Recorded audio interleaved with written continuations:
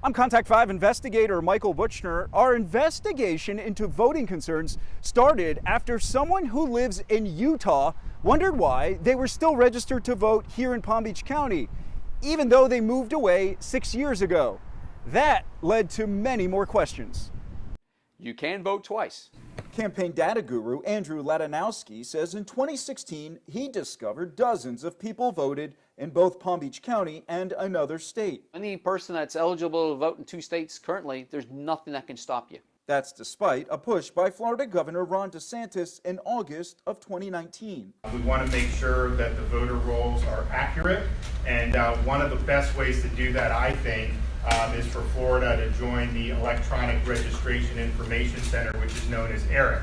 He spoke about election integrity and joining the nonprofit ERIC to cross-check voter registration data with 30 other states. We think that this should be in place for list maintenance in advance of the 2020 general election. But Contact 5 discovered the state didn't meet the goal and can't use ERIC to prevent fraud and double voting in the upcoming general election.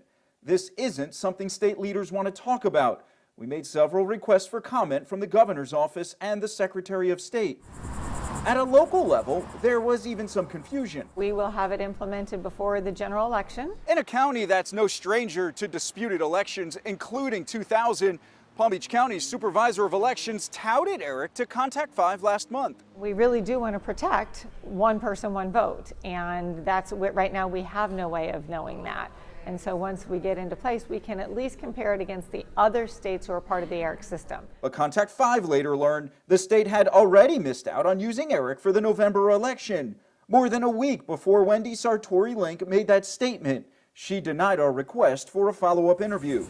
The supervisor of elections in Martin County blamed the delay on funding and the state safely and securely transmitting information to ERIC. Our association pushed hard for joining to become a member of the ERIC project. So there is that disappointment in the delay. However, we know it is going to come about. We need to have a system in place to ensure that people can only vote once in a presidential election. We showed you how the state won't be able to cross-check voter rolls with 30 other states for the November election, and that has a data campaign guru concerned.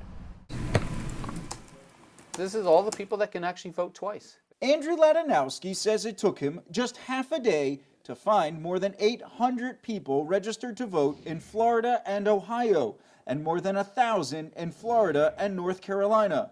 Those same people, the campaign data guru says, also requested a Florida vote-by-mail ballot to their out-of-state address for the November election. These individuals have nothing that will prevent them from voting in 2 states. That's frightening.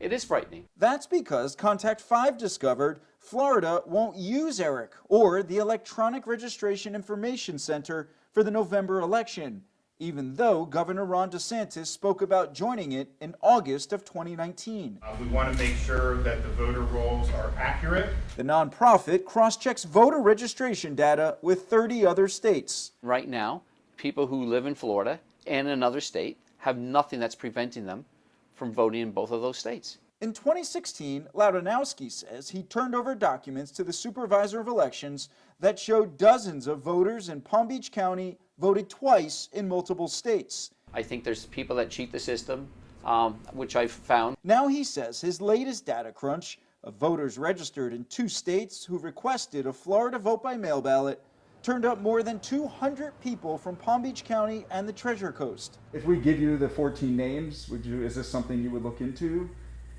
I can certainly look into it. We shared Ladanowski's findings with the supervisor of elections here in Martin County.